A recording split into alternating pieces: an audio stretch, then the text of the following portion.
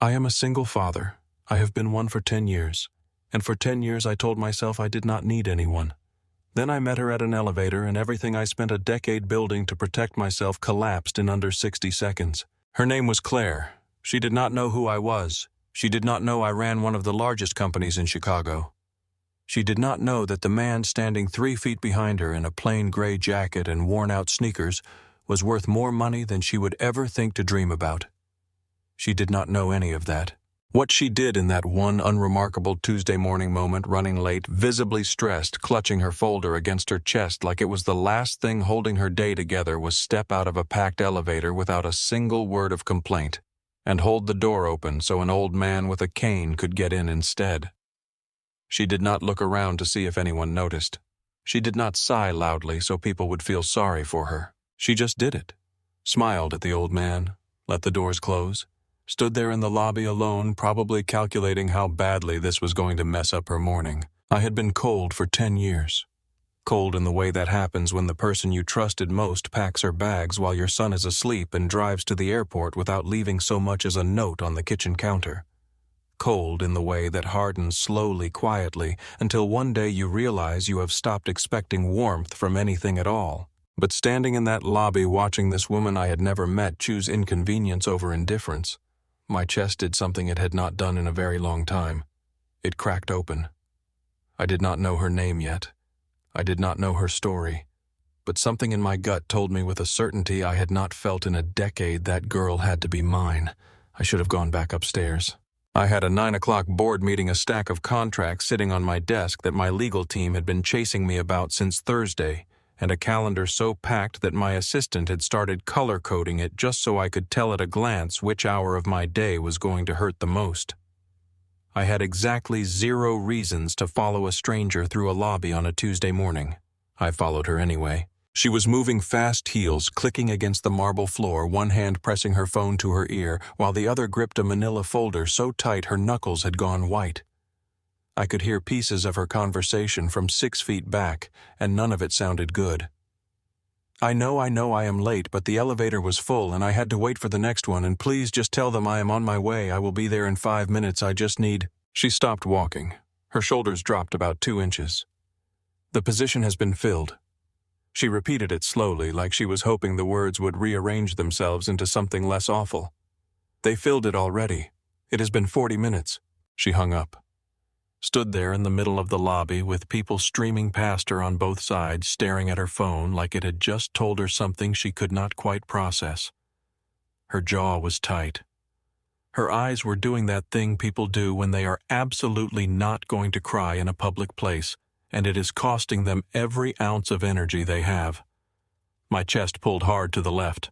I walked up beside her before I had finished deciding to. "Hey," I said. She turned around fast, startled, already pulling herself back together with the speed of someone who had a lot of practice not falling apart in front of strangers. "Sorry," she said, stepping sideways. "Am I in your way?" "No, I heard part of that." I paused. "The interview." Her eyes narrowed about a 1/4 inch. "Were you listening to my conversation? You were 6 feet in front of me and not exactly whispering." Something flickered across her face. Not quite a smile, but close. "Fair enough," she said, then quieter, mostly to herself. 40 minutes. I was 40 minutes late because I gave up my spot on that elevator and they filled the position in 40 minutes. "Which company?" She looked at me properly for the first time. She had green eyes, the kind that catch light in a way that makes you notice them whether you intend to or not. She was assessing me the way people assess strangers who ask questions they have no obvious right to ask. "Why?" she said. "Because I might be able to help." "You don't even know which company it is." "Tell me and I will." She studied me for another second. I was wearing a gray jacket I had owned for 4 years, jean sneakers that Noah had once described as embarrassing. I looked like someone who ate lunch at his desk and took the bus home, which was, of course, entirely the point. "A Hartwell group," she said. 14th floor. I had a 10:30 interview for a project coordinator position and She stopped herself, straightened up. "You know what, it is fine. It is not your problem.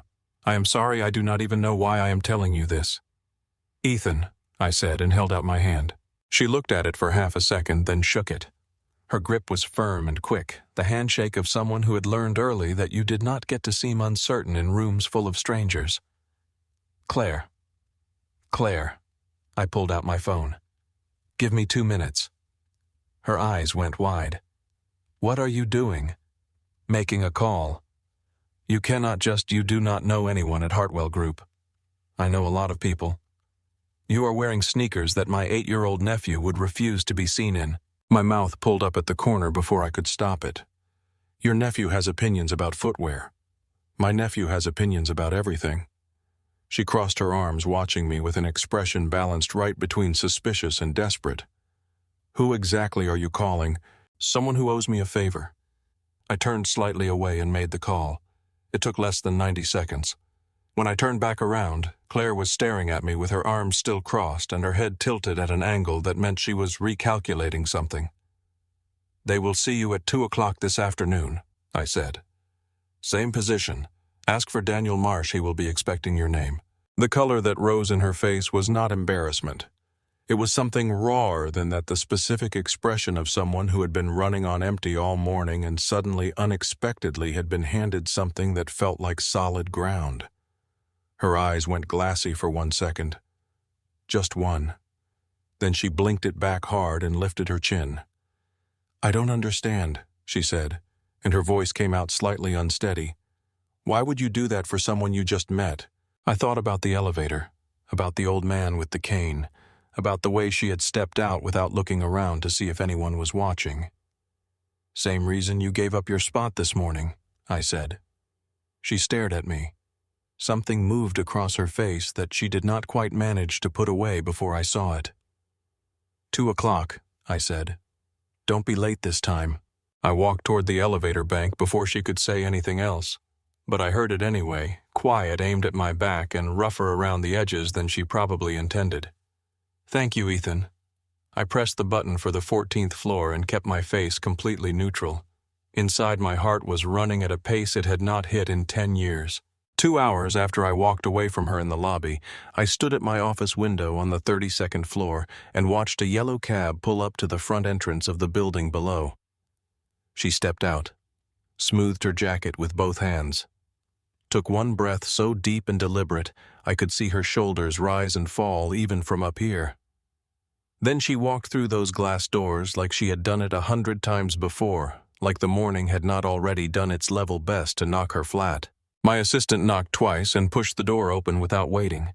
Marcus had been with me for 4 years and had developed a professional immunity to closed doors. Your 3 o'clock Henderson call. Reschedule it. A pause that lasted exactly 1 beat too long. Sir. Reschedule it, Marcus. Close the door on your way out. He left. I turned back to the window.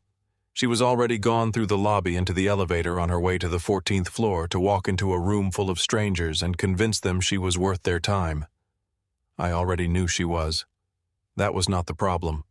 The problem was that I was standing at a floor-to-ceiling window watching for a woman I had known for approximately 3 hours, and I could not construct a single reasonable explanation for why. Daniel Marsh texted me at 3:47.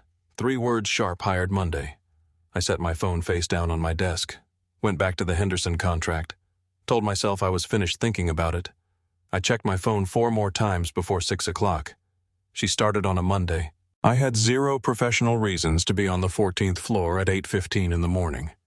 My office was on the 32nd. My meetings were on the 32nd.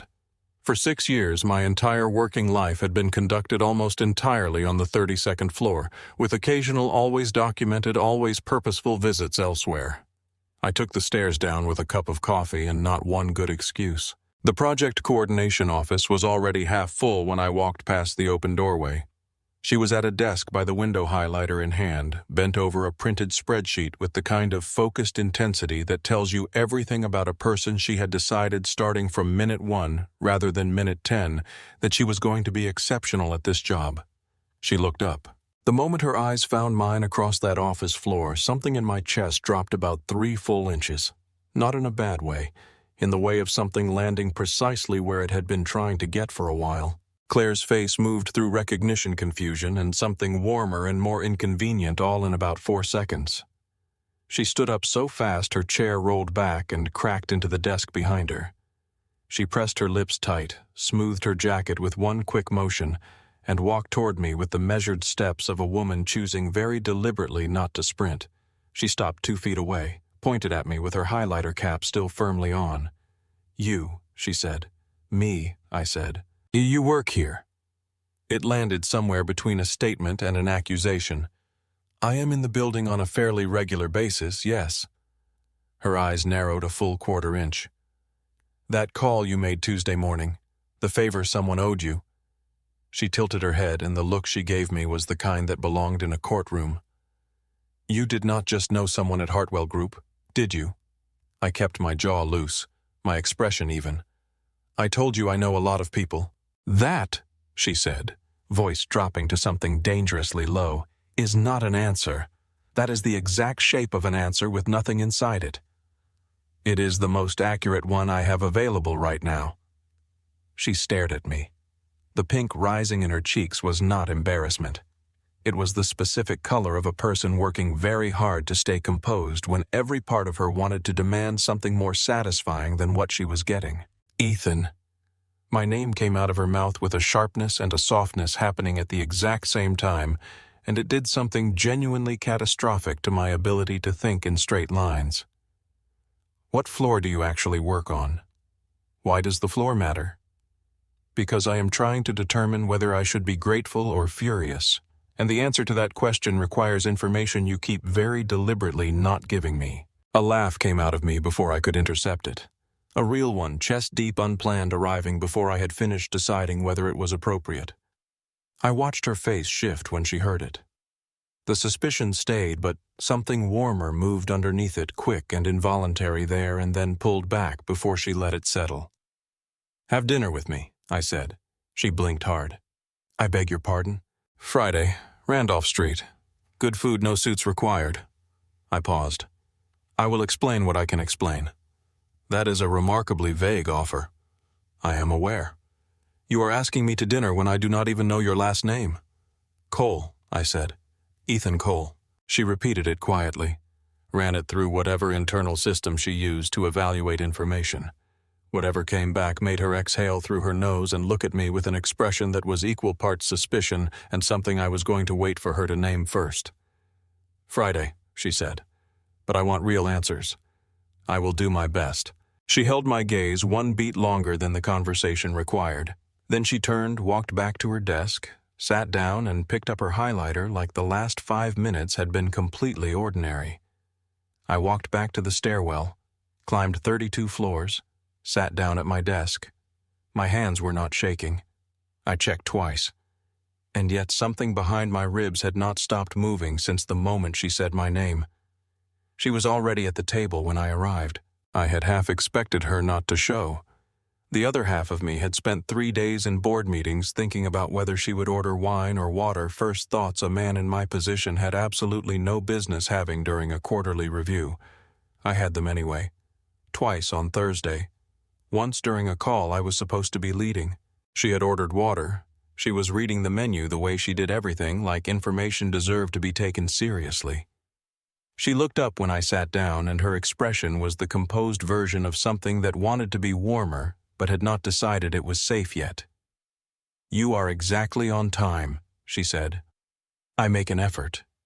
"Is that genuine or a power move? Can it be both?" The corner of her mouth pulled upward. Not quite a smile, but heading there. She folded her hands on the table with the efficiency of someone who had learned early not to seem uncertain in front of people she had not yet decided to trust.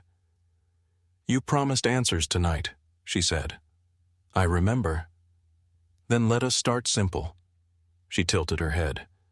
"What do you actually do, Ethan? And before you say consulting, that word is where real answers go to die." I opened my mouth. That was precisely the moment James, the restaurant's general manager, appeared at our table. I had known James for 4 years. He was meticulous, loyal, and had absolutely no instinct for reading a room. He stopped beside me, straightened his jacket, and delivered the kind of formal deference that belonged somewhere far more expensive. "Mr. Cole, wonderful to have you with us this evening. Chef Ronaldo has prepared something off-menu and your usual corner table is available if you would prefer more privacy, sir. James. My voice came out low and completely even. He caught it. His eyes moved from me to Claire and back in under 1 second, and his expression collapsed into something deeply apologetic.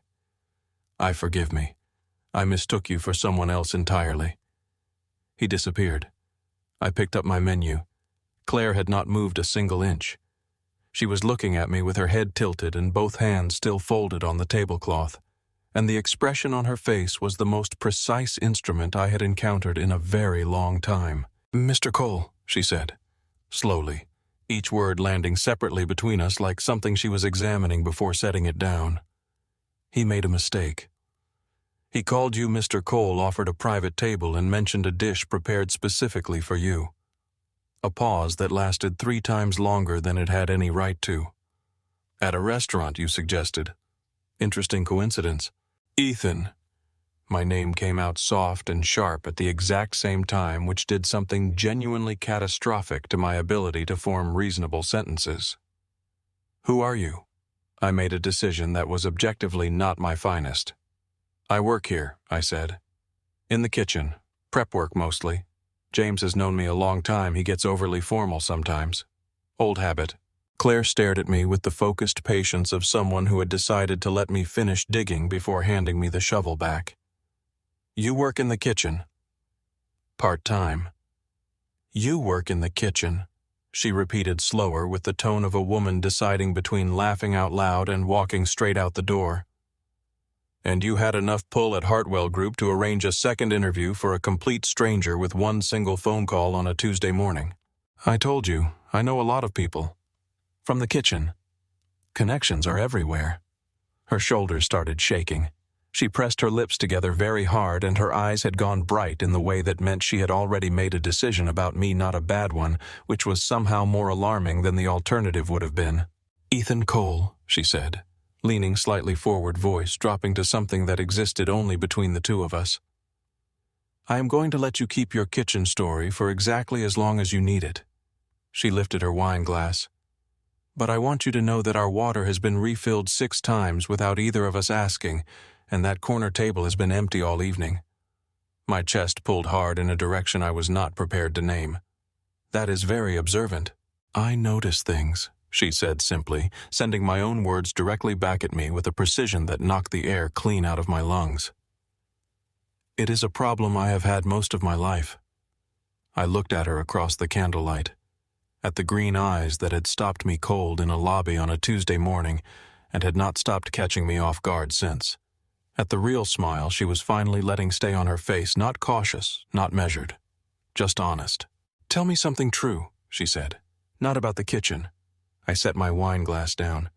"I have a son. His name is Noah. He is 13 years old, has strong opinions about nearly everything, including my footwear, and he is the best and most terrifying responsibility I have ever carried in my life." Her smile went quiet, deeper, entirely different. 13, she said softly. "That is a complicated age." "Every age with Noah is complicated. He is sharp in ways that catch you off guard, says things that sound like jokes until you realize they were never jokes at all." I turned my glass once on the tablecloth. "He has spent his whole life watching adults decide whether to stay or go. It has made him careful, a little ruthless about people he does not think are worth his time." Claire went very still. "How long have you been raising him alone?" 10 years. Her breath came out unsteady. "He was barely more than a baby." "He was." My throat tightened and I let it. "His mother left when things got hard. She did not come back."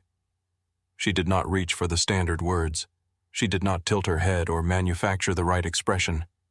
She just looked at me with the quiet understanding of someone who knew exactly what being left felt like without needing the details spelled out. "Does he ask about her?" she said quietly. "More than he used to, less than he pretends to." I held her gaze. "He is 13. Everything hurts twice as much, and he would rather disappear than let anyone see it costing him anything." She nodded once. Her thumb moved slowly along the stem of her glass. "Noah," she said softly, like she was learning the shape of it. "That is a really good name. He would agree with you, loudly and at length. She laughed then, full and sudden and completely unplanned, surprised straight out of her before she had any chance to vote on it. She pressed her hand over her mouth immediately, eyes going wide at herself. Something in the dead center of my chest went completely, utterly still. That laugh, unguarded, unscheduled, could not help it. I wanted to hear it every single day.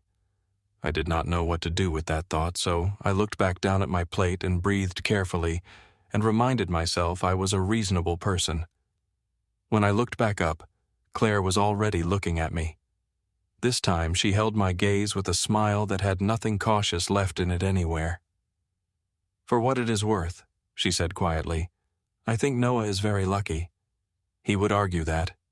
"So would I," she said, "but I would still mean it." 3 weeks after the restaurant, I had run out of reasons to pretend I did not know exactly what was happening. I had seen her 6 times. 7 if you counted the Tuesday she stopped by my floor with a project file she could have emailed, and we both knew it. Each time I told myself it was casual.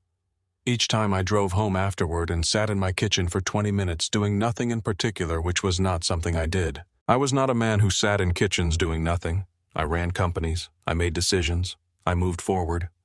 Claire had somehow gotten between me and forward without either of us announcing it. It was a Wednesday evening when I finally stopped pretending. She was sitting across from me at the coffee shop on Wabash, the one she liked because the corner window caught the afternoon light at an angle she described as almost worth being late for work over. She had her hands wrapped around a mug that had gone cold 20 minutes ago because we kept talking and neither of us noticed the time leaving. She was telling me about a project coordination mess she had been untangling all week. A contractor who had submitted 3 different versions of the same budget with 3 different totals, none of which matched the original proposal, and she was using her hands the way she did when something had genuinely gotten under her skin. Eyes bright, voice sharp and quick, completely, utterly herself. I watched her and thought, I am done. "Claire," I said. She stopped mid-sentence, looked at me, read something in my face that made her set her mug down very carefully. "That is a serious tone for a Wednesday," she said. "I need to ask you something. You are making me nervous, Ethan. I am going to tell you something first." I kept my voice steady. "I have not done this in 10 years. I stopped doing it because the last time I trusted someone with anything that mattered to me, she packed a bag while my son was asleep and drove to the airport. So I am aware that I am not easy. I am aware that I come with complications that most people would look at and decide are not worth the effort." Claire had gone very still. Her hands were flat on the table and her eyes were on mine, and she was giving me the specific quality of attention that meant she was taking every word seriously before she responded to any of them. "I like you," I said. "And I have been sitting across from you for 3 weeks telling myself it was casual. And I am finished doing that because it is not casual, and I think you know that as well as I do." She exhaled slowly through her nose. "Ethan, I want to do this properly, whatever this is. I want to stop pretending it is nothing when it is clearly not nothing." I held her gaze. "But I need you to understand what that means. It means Noah. He comes with me. He is not a footnote. He is the whole story." Something crossed her face, then, not hesitation, not calculation. Something quieter and more honest than either of those. "I know that," she said softly. "He is 13 and he is sharp and he will test you. Not to be difficult, because he learned early that people leave and he needs to know before he lets himself care whether you are going to be one of them." My jaw tightened. "I will not apologize for that. He earned the right to be careful." "Ethan." Her voice came out firm and quiet at the same time. "Stop defending him to me. I am not afraid of a 13-year-old. You have not met this particular 13-year-old? No." She leaned forward slightly, both elbows on the table, eyes steady on mine. "But I grew up without anyone choosing me. I know exactly what it looks like when a kid has learned to protect himself because the adults around him did not do it first." Her voice dropped a half step. "I am not going to walk in there and try to win him over with a smile and a plate of cookies, Ethan. I am going to show up and be honest and let him decide at whatever pace he needs. That is all I know how to do." My throat closed around something I was not going to name in a coffee shop on a Wednesday. "Yes or no," I said. "That is all I need." She picked up her cold mug. looked at it for exactly 1 second, set it back down. Yes, she said. Simple, clean. No performance around it. Something in my chest released a tension it had been holding for so long I had stopped noticing the weight of it. Sunday dinner, I said. My place. Fair warning, Noah will have already looked you up online and formed 17 opinions before you walk through the door.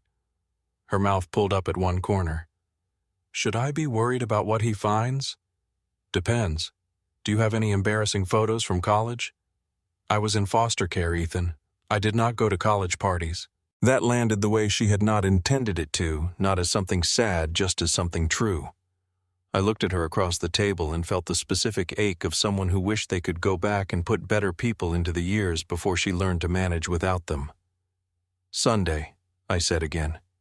Sunday, she confirmed. And this time the smile came all the way, I told Noah on Saturday morning. He was at the kitchen counter eating cereal and scrolling through his phone with the particular focused efficiency of a teenager who had already processed the entire internet before 9 a.m. I sat down across from him, wrapped both hands around my coffee mug, and said, Someone is coming to dinner tomorrow. Noah did not look up immediately. He finished reading whatever was on his screen, set his phone face down with the deliberate patience of someone who wanted me to know he was choosing to give me his attention, and looked at me with eyes that were too sharp for 13 and had been for as long as I could remember. Someone, he said. Her name is Claire. She works at the company. She is... I stopped, started again. I like her, Noah. I want you to meet her. Something moved across his face too fast for me to catch the edges of it. He picked up his spoon, stirred his cereal without eating any of it. How long? A few weeks. And you are telling me now. I wanted to be sure first.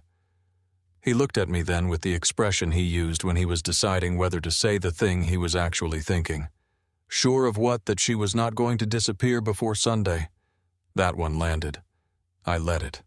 Sure of what I wanted to tell you. He nodded once slowly in the way that meant he was filing the information away rather than responding to it. Fine, he said. Sunday dinner. He picked up his phone.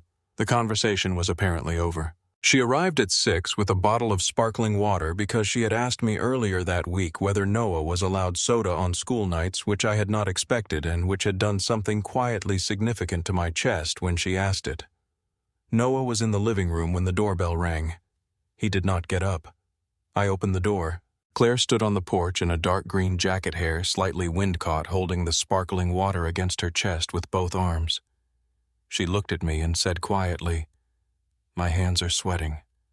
I want you to know that. You said you were not scared of a 13-year-old. I am not scared. I am nervous. Those are completely different things. From the living room, Noah's voice arrived flat and unhurried. I can hear you both. Claire's eyes went wide for exactly 1 second. Then something in her face settled into a kind of calm that I recognized as the specific composure of someone who had walked into difficult rooms before and learned how to breathe through them. She walked in. Noah looked up from the couch with the measured assessment of someone conducting an evaluation he had been preparing for since yesterday.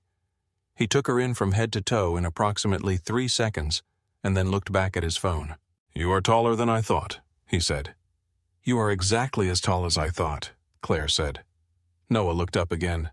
Something flickered in his expression. Not warmth, not yet, but the first consideration of it. Dad said you work at the company. I do. Project coordination. What does that actually mean? It means when something goes wrong, I am the person who figures out why and makes sure it does not go wrong the same way twice. He absorbed that. Do things go wrong a lot? Constantly, she said. That is why they needed someone for the job. He almost smiled. Almost. He caught it and pulled it back, but I saw it, and I was fairly certain Claire did too. Dinner was pasta straightforward. Safe, nothing complicated. I had ordered from the Italian place 3 blocks over that Noah had liked since he was small. Claire sat across from him and did not try to fill every silence with conversation. She let him lead, answered what he asked, did not perform warmth she did not feel. I watched Noah recalibrating in real time, adjusting his expectations against the person actually sitting at our table.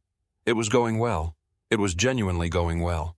And then Noah reached across the table toward the shrimp scampi I had ordered for myself without thinking, the way he sometimes picked off my plate when something looked good, and Claire's hand came out and caught his wrist before I had even registered what was happening. "That one has shrimp," she said. Calm. Direct. No alarm in it. Noah froze, pulled his hand back. His face had gone 2 shades lighter. "How did you—" "Your dad mentioned it." She let go of his wrist, picked up her fork like nothing had happened. "There is garlic bread if you want something extra." Noah looked at his hand, looked at the dish, looked at Claire with an expression I had never seen on his face before, directed at someone he had met less than 2 hours ago. Something cracked open in it, something young and unguarded that he usually kept locked several floors below the surface. "I almost—" He stopped, swallowed. "I did not even see it." "I know," she said simply. "That is why I caught it." The table went quiet. Not the uncomfortable kind. The kind that happens when something real has just occurred and everyone in the room needs a moment to let it settle. Noah picked up his garlic bread, took a bite, stared at his plate for a long moment. Then, without looking up, in the quietest voice I had heard from him in months, he said, "Thank you." Claire nodded once, reached for her water glass, did not make it into more than it was. But under the table where Noah could not see, my hand found hers, and I held on. She called on a Thursday. I was in the middle of a budget review when my phone lit up with a number I had not seen in 4 years, but had never deleted because deleting it would have required a decision I kept putting off making. I stared at it for 3 full seconds. Then I sent it to voicemail and finished the meeting. She called again at 7 that evening, then at 7:15. On the 3rd call, I picked up. "Ethan." Her voice was the same, smooth, calibrated landing exactly where she intended it to land. "It has been a long time. Victoria. I am back in Chicago. I would love to see you." A pause that was designed to feel casual. "And Noah. I would love to see Noah." My jaw tightened so hard I felt it in my back teeth. "I will need some time on that." "Of course." Another designed pause. "I heard things have gone very well for you. I always knew they would." I ended the call, stood at my kitchen window for a long time looking at nothing in particular. Noah was upstairs doing homework. The apartment was quiet in the specific way it got quiet when something was about to change and the air already knew it. I did not tell Claire immediately. I told myself I was waiting for the right moment, which was the kind of thing a reasonable person said when they were actually waiting to see if the problem resolved itself. The problem did not resolve itself. Victoria found Claire on a Wednesday. I did not know it had happened until Claire texted me that afternoon, one line, "No punctuation, can we talk tonight?" Not a question. The kind of statement that means something has already occurred and the conversation is going to be about the aftermath. She was at my door by 8. Her jaw was set and her eyes were doing the specific thing they did when she was working very hard to stay level, and I knew before she said a single word that Victoria had gotten there first.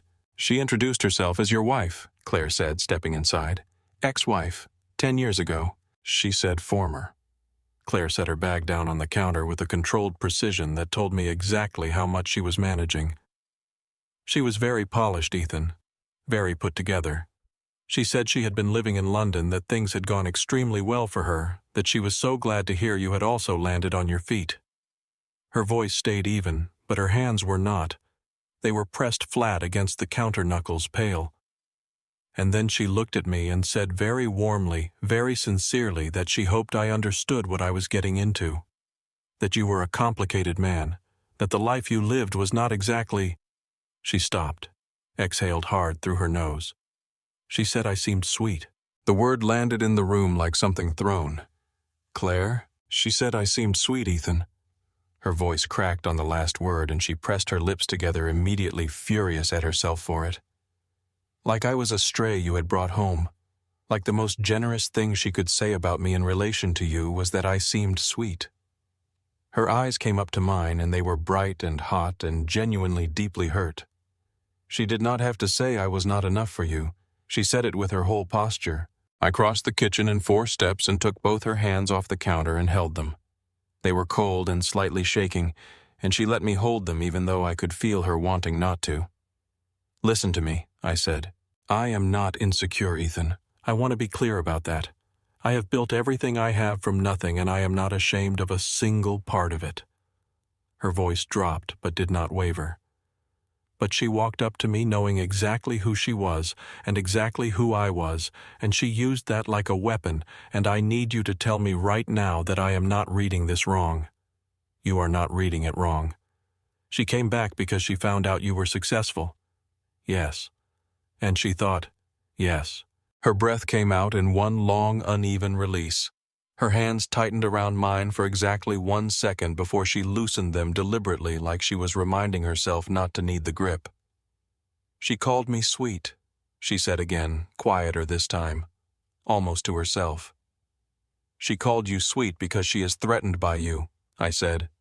Because you walked into my life and fit into it in ways she never did, and she can see that from 30 feet away, and it is eating her alive. Claire looked at me.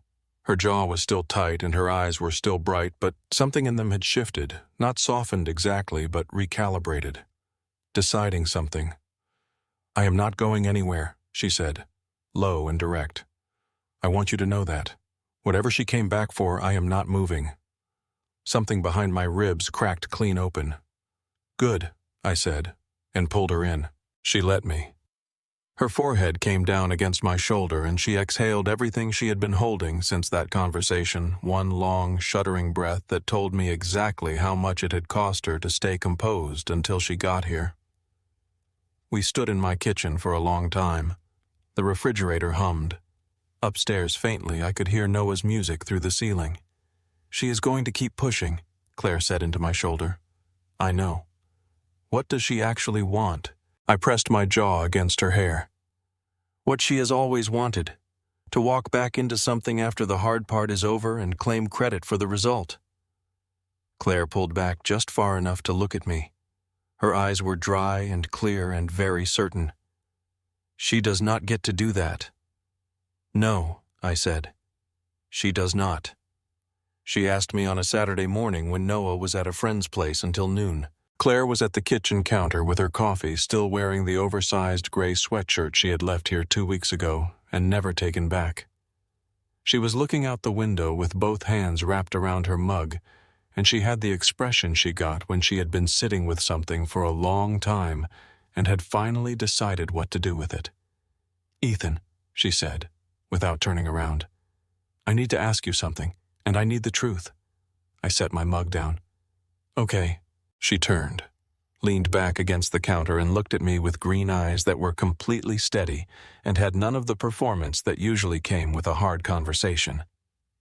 You are not a prep cook, she said. Not a question. A statement she had been holding for weeks and was finally setting between us where it belonged. No, I said, I am not. James did not mistake you for someone else that night. No. The corner table, the off-menu dish, the way people move around you in that lobby. She tilted her head.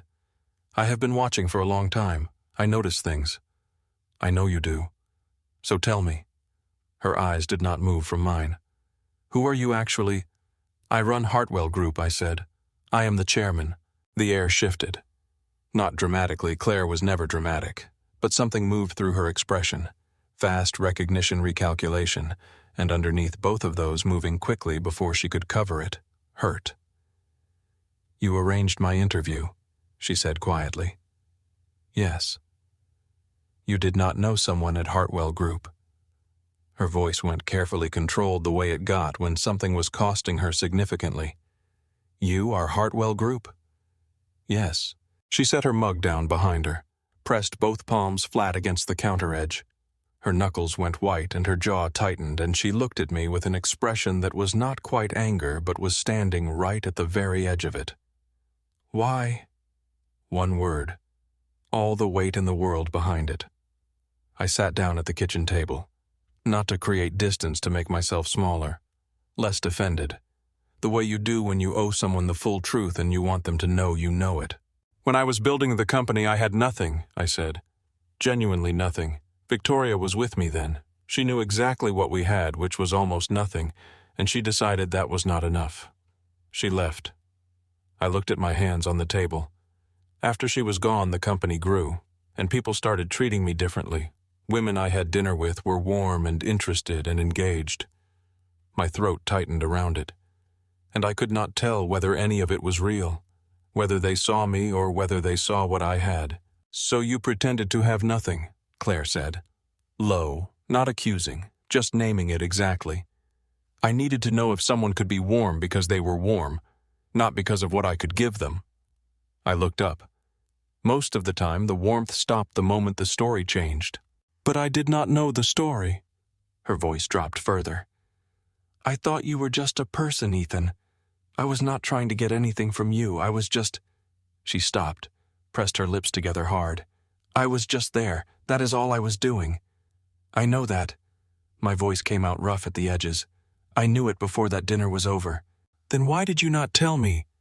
Her eyes went bright and her jaw went tight and her voice cracked at the very end, just slightly, just at the edges of it. "I have spent my whole life being handled by people who decided what I could and could not know, who sorted me into categories." She pressed the back of her hand against her mouth for 1 second, one long, furious second. "I thought you were different." I pushed back from the table, crossed the kitchen in 4 steps, and stopped directly in front of her, close enough to reach her far enough to let her choose the rest of the distance. "I am different," I said. "And I was wrong. And I am telling you the truth right now, and I will keep telling you the truth for as long as you let me." My voice dropped to something that belonged only in this kitchen on this Saturday morning. "Everything has been real, Claire. From the elevator to right now, every single part of it has been real." She looked at me for one long, unguarded moment. Then something in her face broke open. Not shattered, just opened. And she closed the remaining distance herself.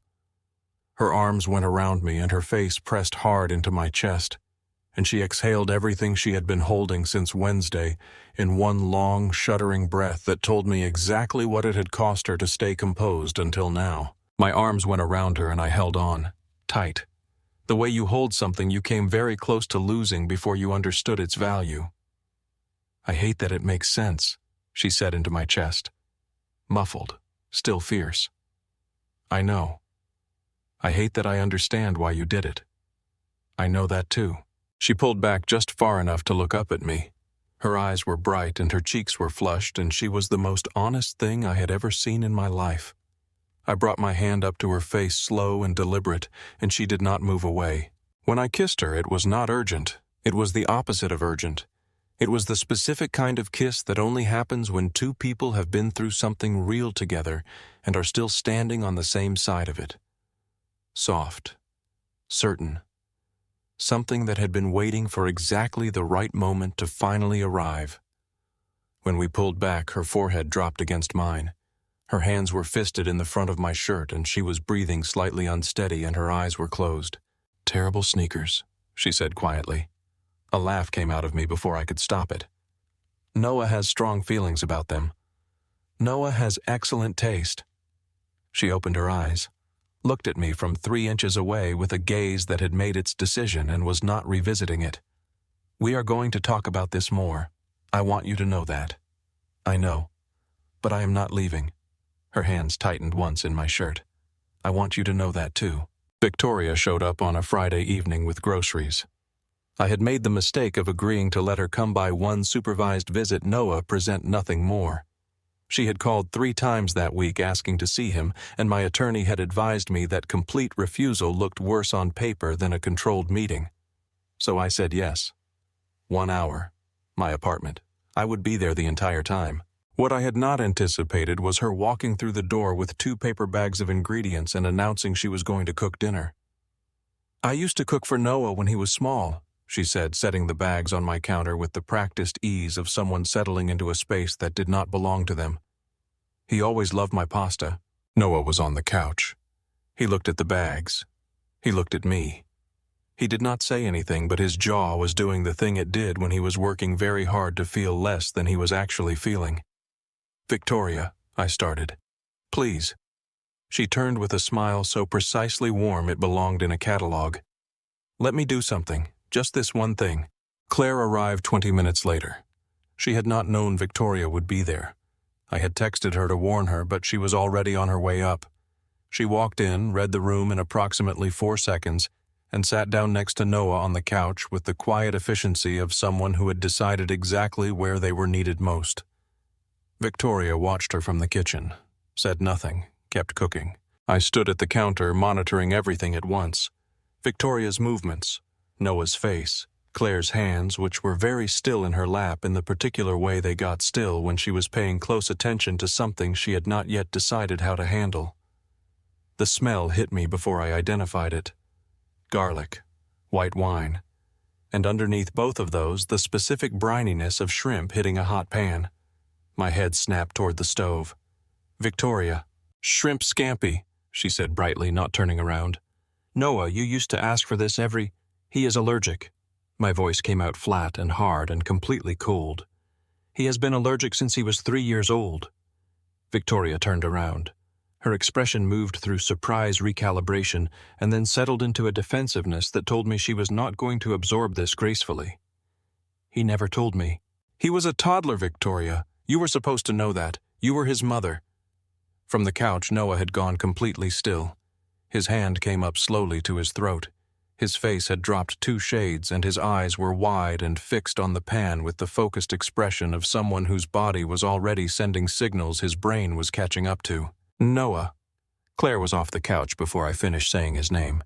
She had her bag open and her hand inside it in one continuous motion and pulled out a small orange case, an antihistamine kit compact clearly carried on purpose. Clearly not the first time she had thought about needing it. Hey. Her voice was low and completely steady directly in front of his face. Look at me right here. You with me? My throat feels... He swallowed hard, itchy, and tight. I know. Open your mouth. She had the antihistamine tablet out already. He took it without question. She kept one hand flat and firm on his back, and her eyes locked on his face, counting his breaths, watching the color in his cheeks not moving an inch. Victoria had not moved from the stove. Her hands were at her sides, and her face had gone carefully neutral in the way of someone performing composure they did not feel. Is he going to be... She started. Turn the stove off, Claire said, not loudly, the tone of someone who had zero attention to spare for anything that was not Noah right now. Victoria turned the stove off. Noah's color started returning. Slowly, then steadily, the antihistamine catching the reaction before it climbed past manageable. He exhaled one long, shaky breath and leaned slightly into Claire's hand on his back without seeming to notice he was doing it. Better, she asked. Yeah. His voice was rough and unsteady. Yeah, I think so. The kitchen held a very particular silence, and then I turned to Victoria, and the thing I had been keeping controlled came straight into my voice. You did not know, I said. You walked in here and decided to cook, and you did not know the first thing about him. You left when knowing him required something from you. You came back when it cost you nothing. And tonight you stood in my kitchen and nearly sent him to the emergency room. My voice cracked on the last sentence, and I did not stop it. Because you have never bothered to know him, not once. Victoria's jaw tightened. Her eyes went cold and calculating, and she straightened her spine the way she did when she was about to say something designed to cause maximum damage with minimum fingerprints. At least you knew what you were getting into when you took him, she said. Loud and deliberate and aimed with precision at the center of everything. He is not even biologically yours, Ethan. You adopted him. He is not your real son by blood. You chose to take someone else's child and raise him as your own, so do not stand there and lecture me about what a parent is supposed to know. Every word landed in the room like something thrown hard against a wall. I heard Noah inhale sharply behind me. Victoria heard it too. She turned. Noah was standing at the edge of the living room with Claire's hand still half raised toward his back, and his face the color of paper. Not the white of the allergic reaction. Something entirely different. Something that went all the way down. What? His voice came out barely above a whisper. What did you just say? Victoria said nothing. Am I? Noah's voice cracked clean down the middle. His eyes moved from Victoria to me, and the question in them was the one I had been carrying the weight of for 10 years.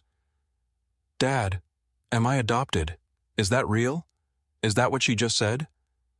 The room did not move. Dad. His voice broke completely. Tell me right now. Noah did not wait for my answer anymore. He stood up from the couch in one motion and walked down the hall and closed his bedroom door behind him. Not a slam. That would have been easier. It was a quiet, deliberate click that was somehow so much worse than any door I had ever heard slam in my life. Victoria said something. I did not hear what it was. I pointed at the door and said, "Get out of my apartment," and then I walked down the hall. I knocked twice. "Noah." Nothing. "I am coming in." I opened the door. He was sitting on the edge of his bed with his elbows on his knees and his hands covering his face, and his shoulders were shaking in the specific, rigid way of someone who had decided they were not going to cry, and their body had decided otherwise. He was losing that argument badly. I sat down beside him. Did not touch him yet. Did not say anything yet. Just put myself in the room and let him know I was there. From behind his hands, muffled and rough and younger than I had heard him sound in years, "Is it true?" "Yes," I said. Because he deserved the truth, and he deserved it without softening, and he deserved it from me directly. "You are adopted, Noah. I have known since the day I brought you home. I have never told you because I was waiting until you were ready. That was my decision, and it was mine to make, and I am sorry you found out this way." His shoulders shook harder. He pressed his hands tighter against his face like he could physically hold himself together if he just pushed hard enough. A knock at the door. Claire's voice very quiet. "Can I come in?" Noah's hands dropped from his face. His eyes, red-rimmed, furious, devastated, went to the doorway where she was standing with both hands at her sides and her expression open and steady and entirely without performance. He stared at her for a long moment. Then he nodded. One small, tight movement. She came in and sat on his other side, close but not touching, giving him the distance to choose. "Does that mean—" Noah's voice cracked and he stopped and started again, jaw tight with the effort of forcing the words out. "Does that mean you do not have to love me, like if it is not real, then you could just—" He stopped again, swallowed so hard I could see it. Like she did. The air left my body completely. I turned to face him and took his face in both hands the way I had not done since he was small enough to let me without protesting. He was shaking. His eyes were wet and furious and completely unguarded in a way I had not seen since he was 3 years old and woke from a nightmare. "Listen to me," I said. "Look at me right now and listen." I waited until his eyes found mine. "There is no version of real that is more real than you are to me. You are my son. You have been my son since the moment I held you and every single day after that without exception. The biology is a story about how you arrived. It is not a story about what you are." My voice cracked on the last word and I let it crack. "You are everything, Noah. Every hard day and every good one. Every argument about my sneakers and every stupid opinion you have about my coffee order. All of it. You are everything." Noah's face collapsed. The 13-year-old armor he had been building for years came completely apart all at once, and he leaned forward and grabbed the front of my shirt with both fists and cried the way he had not cried since he was small, hard and uneven and completely without dignity, and absolutely without caring. I held on. Claire's hand came across and rested on his back. She did not say anything. She just kept it there, steady and warm and present. And I watched Noah register it through everything he was feeling. A small shift in his shoulders, a slight release of some secondary tension that had nothing to do with me. We stayed like that for a long time. The apartment went dark around us. Nobody moved to turn on a light. Eventually, Noah's breathing evened out. He pulled back and wiped his face with the back of his hand with the embarrassed efficiency of a teenager who had just been completely undone and was already trying to rebuild the distance. "Sorry," he muttered. "Do not apologize for that," I said. He looked at his hands, then sideways at Claire. She was watching him with an expression so steady and so unhurried that something in his face softened in spite of itself. "You had the medicine," he said quietly. "I always carry it," she said, "since the first night at dinner." He was quiet for a moment, processing. "You knew the whole time that I could—" "Yes. And you just—" He stopped. "You just had it, in your bag, every time." "Every time," she said simply. Noah looked at her for a long moment. Then he looked at me. His voice came out rough and very low. "Dad, when I could not breathe, when the shrimp—" He stopped jaw-working. I looked at her first. Before I looked at you. I did not even think about it, His throat moved. I just looked at her. Something broke open inside my chest so completely and so quietly that I could not have described the sound of it. Claire's eyes went bright. She pressed her lips together very hard and looked at the floor for exactly 1 second. When she looked back up, they were clear. "I know," she said softly. "I saw you. I woke up at 6:15 to the sound of someone in my kitchen. The cabinet above the stove, the one that only opened smoothly if you lifted and pulled at the same time, clicked open and shut. I had mentioned that trick exactly once in passing 3 months ago. There was only one person who had listened closely enough to remember it. I pulled on a shirt and walked down the hall. Claire was at the stove in the oversized gray sweatshirt she had never taken back. Hair pulled up, moving through my kitchen with the quiet ease of someone who had decided to be useful before anyone else was awake enough to argue about it. She had found the good pan on the second shelf. She had the coffee ready. She did not look like someone who had sat on a 13-year-old's bedroom floor until midnight. She looked like someone who had decided something in the middle of the night and was done deliberating about it. She looked up when I came in. "Sit down." I poured 2 cups and sat at the kitchen table. Outside the window, Chicago was doing what it did on Saturday mornings, slow and unhurried, and completely indifferent to whatever had happened the night before. A pigeon landed on the fire escape. A cab moved down the street. Ordinary life, continuous and unapologetic. "How long have you been up?" I asked. "A while." She slid eggs onto 2 plates and sat down across from me. "I called the office, told them I would not be in until Monday." Something in my chest pulled so hard I had to breathe through it. "Claire." "Do not thank me," she said simply. "I did not do it for you." I understood exactly what she meant. I picked up my fork. We ate in the easy quiet of 2 people who had been through something real together and did not need to fill the aftermath with words. 40 minutes later, Noah appeared in the doorway. He was in his oversized Chicago Bulls hoodie hair still flat on one side from sleep eyes, slightly swollen in the way that told me he had cried more after I left his room last night than he had let me see. He stood in the doorway and looked at the table. At the plate, Claire had already sat at the 3rd chair before he appeared. He looked at that plate for a long moment. Then he pulled out the chair and sat down. Claire pushed the eggs toward him. He took them without speaking. Nobody forced a conversation. The morning came through the window at the angle it only came through on Saturdays, and we ate, and the kitchen was warm, and nobody needed it to be anything more than what it already was. Finally, Noah set his fork down. He looked at Claire with the direct, unguarded gaze he only used when something was important enough to say out loud, regardless of how it landed. "Are you going to keep coming around?" he said. "I am not asking you to say something you do not mean. I just need to know what is actually happening." Claire set her mug down. She looked at him straight. No softening, no performance. "I am not going anywhere, Noah," she said. "Not because your dad asked me to stay. Because I want to be here. You can do whatever you need to do with that. But I wanted you to hear it straight." Noah held her gaze for a long moment. Something moved across his face, not the armor coming down exactly, more like the decision to stop checking whether it needed to go back up. "Okay," he said. "Okay," she said. He picked up his orange juice, took a long sip, set it down. "Your eggs are better than Dad's." "Significantly better," Claire said. "Hey," I said. "Ethan." She looked at me with one raised eyebrow. "You burnt scrambled eggs last Tuesday. Scrambled eggs." "There were extenuating circumstances." "There were not," Noah said with the flat certainty of an eyewitness who had been waiting for this exact moment to go on the record. Claire pressed her lips together hard. Her shoulders started shaking.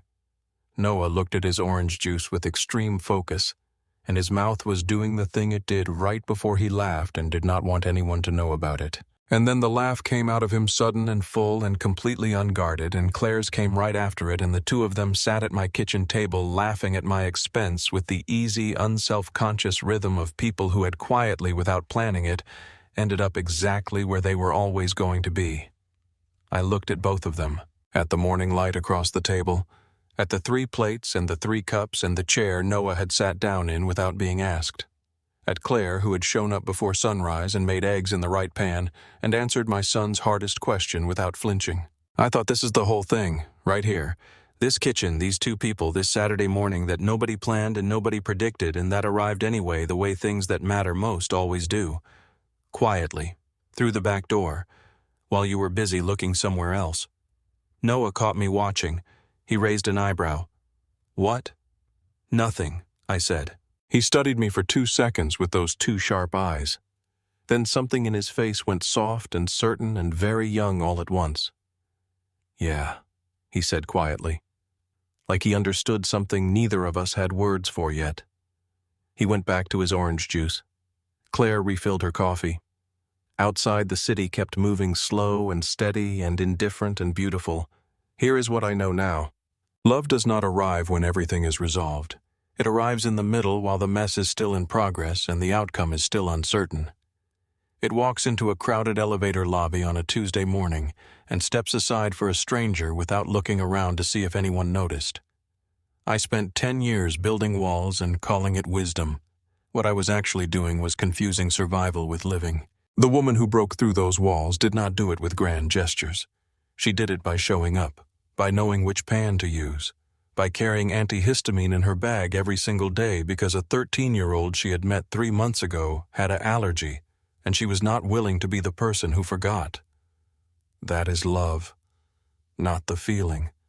The decision, made quietly, repeatedly in the ordinary moments nobody photographs. You do not choose it because you are certain. You choose it because you would rather be uncertain here than anywhere else in the world. Some families are born. The best ones are chosen. If this story found you at the right moment, leave a comment and tell me what you are choosing today. And if you know someone who needs to hear that it is not too late to let someone stay, send this to them. They will know why you did.